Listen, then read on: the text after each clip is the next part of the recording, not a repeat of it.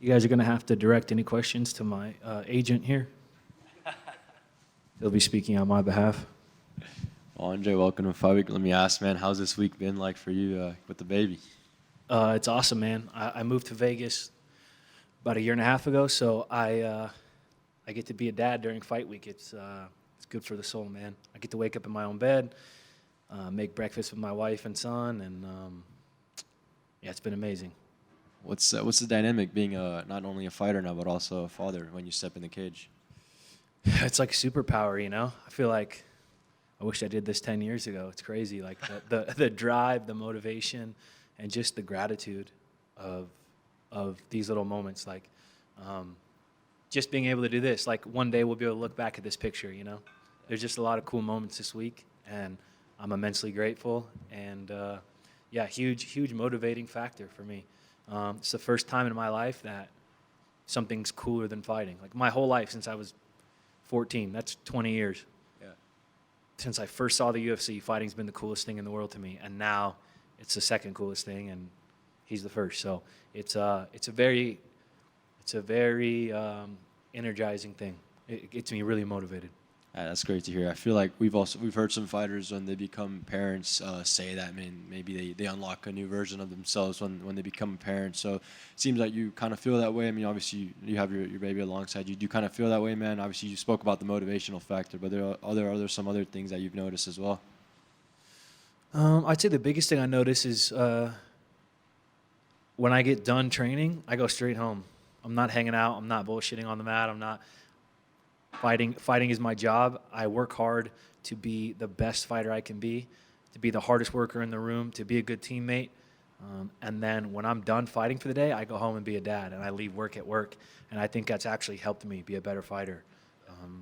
Having a purpose bigger than fighting has helped me be a better fighter. So, yeah, I'm just enjoying it, man. I'm just like having the most fun I've ever had. So, whatever happens, happens. Whatever comes my way, I'm ready to deal with it and ready to perform, ready to win Saturday.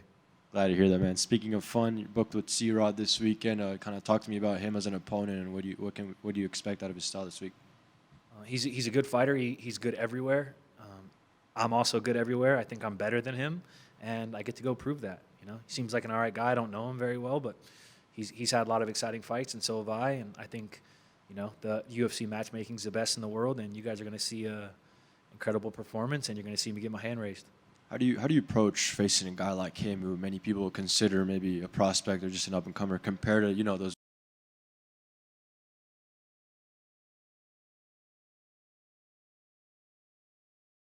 Still feel like an up and comer. You know, I still have a lot to prove.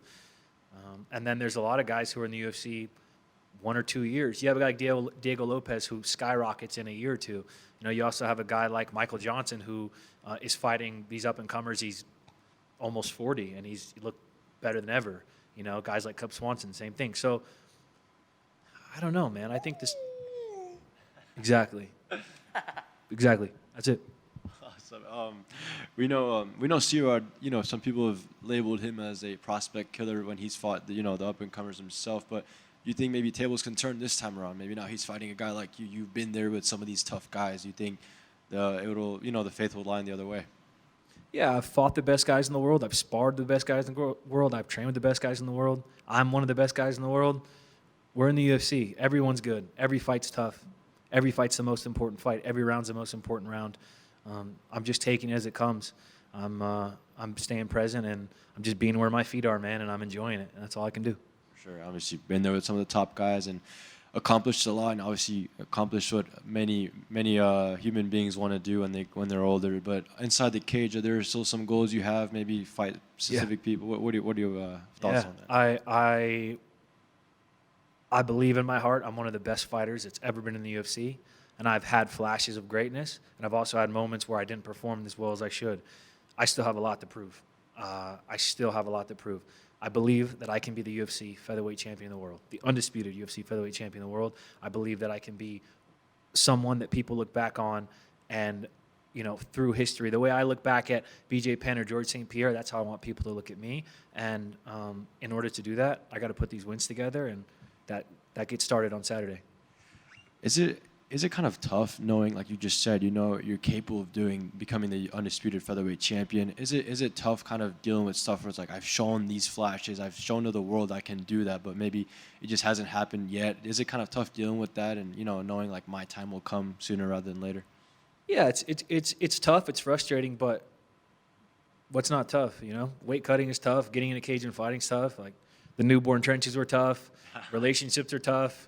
Everything's tough. You know, anything worth anything is tough. You know, the reward that you get for something is in relation to the sacrifice you make for it. You know, and that's the thing about fighting. It takes a lot of sacrifice, but the reward on the other side is exponentially greater.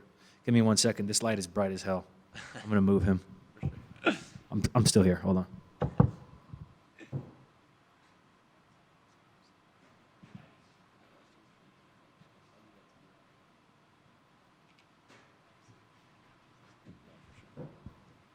All right, I'm back. No, for sure. I was kind of going on that.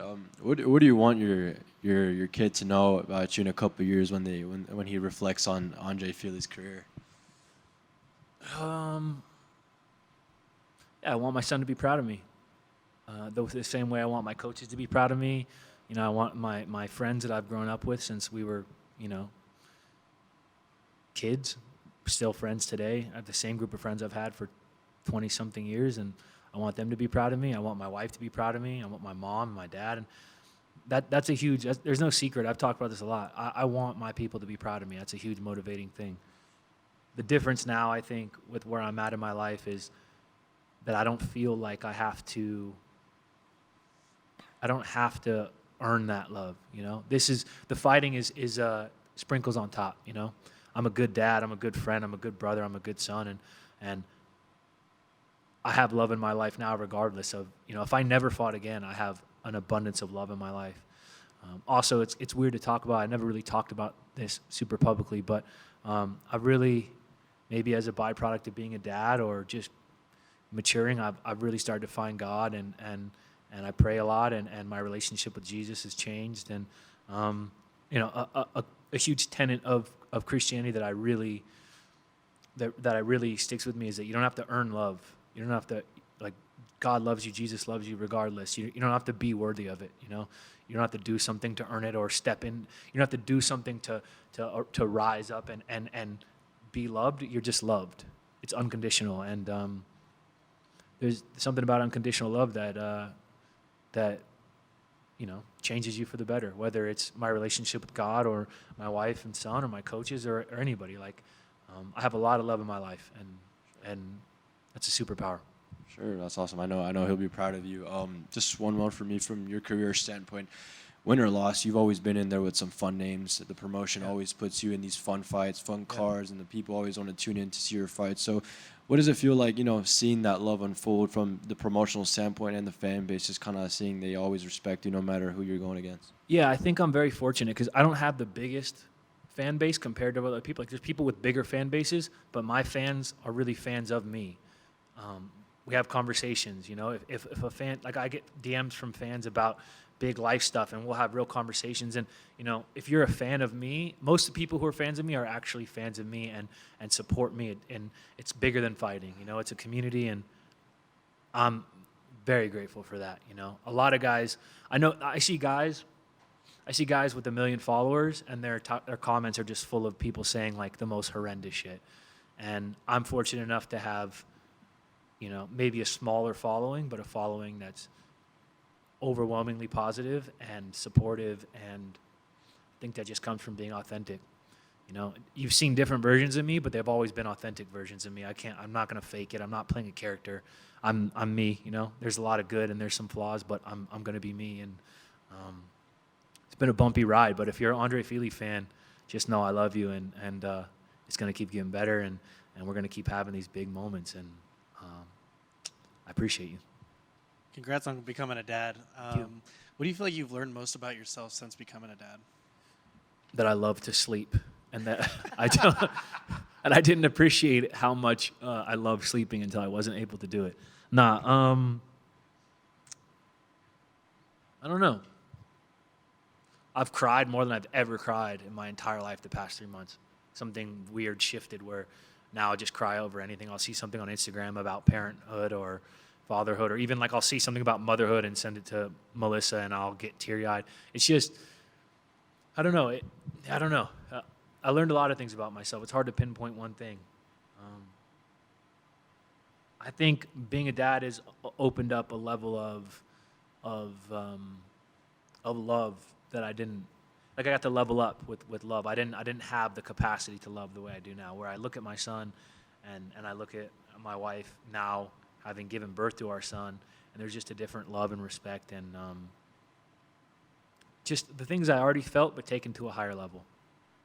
I know you mentioned, that faith aspect, that unconditional love, the grace and mercy and everything. With this door opening with your son, do you feel like your not only camp preparation but your life preparation has changed? Being more purposeful, more fire, more disciplined as a father and as a man more than ever. Yeah, just more intention with the way I spend my time, the where my thoughts go.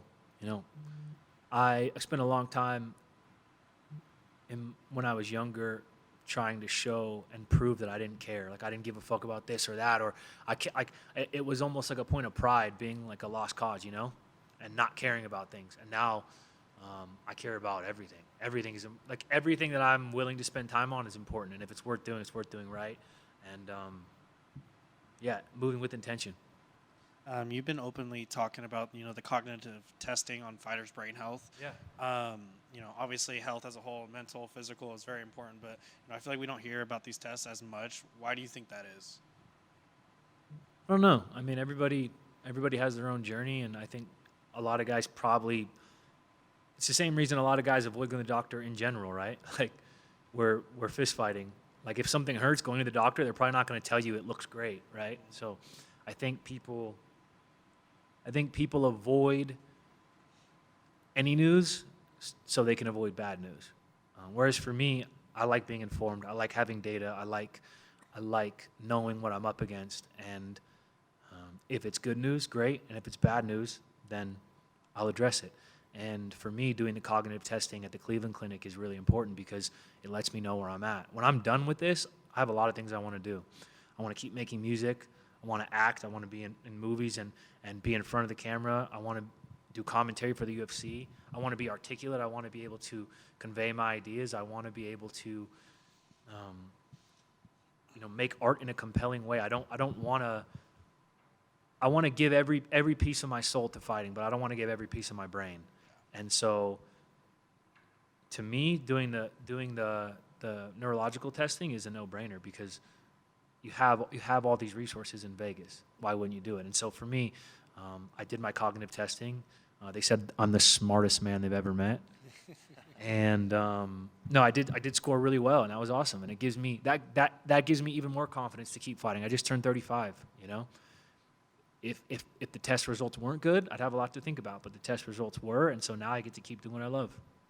No, on that note, clearly you've mentioned the spiritual growth and everything like that. But staying on the mental note before we get there, how have you valued and seen your mental health from a different perspective? How have you looked at that differently since this cognitive testing? The cognitive testing was more just reassurance. Yeah. Was just more, for myself to look at the data and go, okay, some of my test scores are even better than a couple years ago. Mm-hmm. Some are right around the same, but there's no decline. And, having the data is good reassurance. As far as my mental health in general, though, I think it's just, I sound like a broken record, but it's being a dad. It's moving with intention. It's breaking generational curses. It's looking yourself in the mirror and deciding who you want to be and how you want to be remembered. And everything I do now affects someone else. Everything I do everything everyone does affects other people. But now I have this 3-month-old baby that really everything I do is going to play into who he is. And so it's not just who I want to be, it's who I'd like him to grow to be. And you gotta do the work to fix yourself. And I still have a lot of things to work. We all do, but I've grown and I've made amends. I've done my best to make amends, and I also talk to sports psychologists. That's something that I think there's a stigma around, but there shouldn't be. I have a jiu-jitsu coach, I have a wrestling coach, I have a boxing coach, I have a kickboxing coach. Why would I not have a mental coach? So How much longer are you wanting to fight before you hang it up? I'll fight forever as long as I feel good, honestly. I see Jim Miller, Glover Teixeira. I see these guys well into their 40s, you know. I don't have a date, but I'll know when it's time. I think I'll know. Number one, I think I'll know for myself when it's time to hang it up, but also I have enough people around me that will tell me when it's time, and I think that's a problem with a lot of guys. They have a lot of yes men, and I don't surround myself with yes men. So I have coaches and I have friends and I have a wife who will look at me and tell me when it's time to hang it up. I'm confident in that. So, but we're not there yet. We still got a lot of good fights left in us.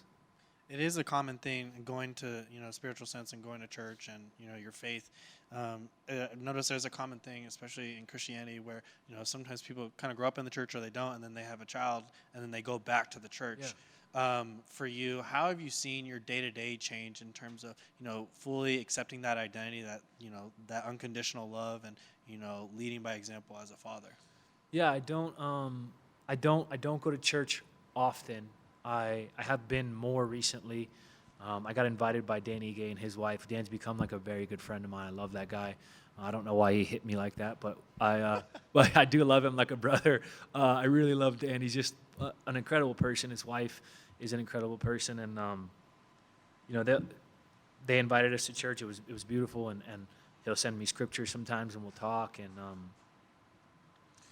my coach Sandy Castillo, we talk about those things a lot, and really just being influenced by people who know more than me about it. I'm always asking questions, and when I care about something, I'm like an annoying kid. Like, I'm asking questions. I want to learn. I want to know more. And so, like I said, I don't go to church often, but I study. I listen to religious scholars. I talk to my friends who have more experience in the church than me. I didn't grow up in the church. It was never something that was emphasized in my household growing up. I wouldn't push it on anybody else. I just know that my life is better when I live as if my life is better and more meaningful when I live as if there is a God and He loves me and He wants the best for me and for me. And my life is better, so I choose to live that way. Thank you, and good luck Saturday. Thank you. Father Fili, Yes, sir. thank you for taking Father the time. Fili. I'm actually an ordained minister. I married a couple of my friends too. So Father Fili works a couple ways now. Oh, watch Yeah, out. you know what I'm saying? I can dig it, but now that Yo. especially not. Thank you for taking the time because it's even more valuable. Yeah. How old is the baby? What's the baby's name? He's 3.5 months. His name's Valor. Valor. Yeah, Valor Fili. Strong name. Man, yeah, absolutely. You know what Fili means in Samoan? Hit me. It means the enemy. Yeah, strong name. Valor Fili. Yeah, Wow, that's. yeah. Let me process that. That's He's a the lot. man. His middle name is Makani Cole, which is Hawaiian for fierce wind. That's a beautiful name. The guy's You, just. Melissa, did your homework. We man. did our homework. Yeah, he's kid's a prince. That's what's up, man. Congratulations. And just so you know, it's perfectly, I'm sure you've had the conversations, totally normal, totally part of the process to get more emotional. When my sister had her first kid and my nephew was born, she cried at a dog food commercial when the puppy made it to the Yeah. bowl. Yeah. That was like the triumph, so all good. Dog, I cried. And I didn't cry. I teared up. They brought King of the Hill back after 13 years. King of the Hill, and it's not an accident. They brought it back this week for Fight Week, and I teared up at the end of the first episode. I teared up at King of the Hill. So that'll tell you where I'm at emotionally. Like anything family related, whew. I can dig it, man. And you know, with the rebooting stuff, it seems like we're rebooting Andre Fili with this baby Yeah. now. Yeah. And you have this new purpose, this new focus. And every fighter's talked about it, but just give me a little nugget of how you're this new version of yourself going into these fights, not into life, period, Yeah. being a father and a husband. Yeah, I just feel better. I feel happier. I feel more at peace. The things about myself that I liked have gotten stronger at now in this chapter, being a dad, being a husband. The things that I think made me good, those have been strengthened. And the things that held me back have been let go and replaced with something better. And like I said, I'm moving with intention. Everything I'm doing now is with a purpose, and the purpose is bigger than myself. And I think there's something really freeing about things aren't about me anymore. And there's something so freeing about that. Everything I'm doing is for something that's more important than myself. And it's motivating and it's freeing. And it's driving me to perform. And I can't wait to go get in a fight. Can't wait to go win a fight. That's awesome, man. Just a compliment. Awesome. Can't wait to see it. And at 145, be the king of the hill. Yes, sir. I love it. Thank you. Damn it, Barbie.